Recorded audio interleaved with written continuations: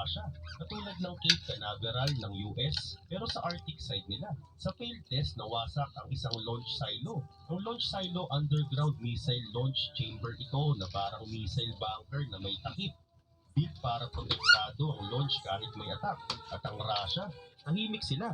Walang detailed public test result, walang victory announcement, walang footage. Dito nagmumula ang duda ng marami. Posibleng totoong project pero hindi pa reliable ang tests. Posibleng pang-intimidate ang announcements habang hindi pa stable ang system.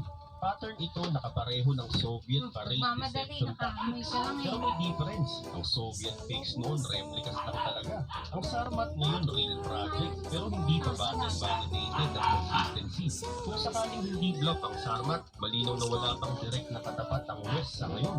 Ang US ay gumagawa na ng LGM-35A Sentinel, next-gen ICBM nila, balik sa Minuteman III, ang oldest nuclear missile lineup ng Amerika, ICBM, spelled as Intercontinental Ballistic Missile. Rocket ito na tumatawid ng continent para tumama sa malayong target. Pero hanggang hindi pa ready ang Sentinel for deployment, may advantage ang Russia sa long-range nuclear intimidation. Kung gumagana nga ang Sarmat gaya ng claims nila, may isang failed Sarmat test noong Setyembre 2025 sa Plesetsk Cosmodrome. Ang Cosmodrome launch facility ito na ginagamit sa missile at space rocket testing, kadalasan nasa malalamig na rehiyon ng Russia.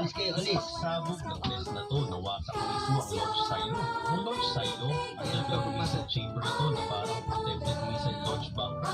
Ginagawa ang silo para safe ang missile habang naka-standby at pwede itong ilusad kahit may attack sa paligid. Sa Avangard naman tayo. Ang Avangard, isang hypersonic light vehicle, nuclear-capable missile head na dinadala sa ibabaw ng ICBM rocket. Pag na-launch ang rocket, humihiwalay ang Avangard sa atmosphere. Kanyon ay isang nuclear-powered underwater drone torpedo. Torpedo ito na robotic at walang tao sa loob. Pinapagana raw ito ng mini reactor. Kapareho klase ng compact nuclear engine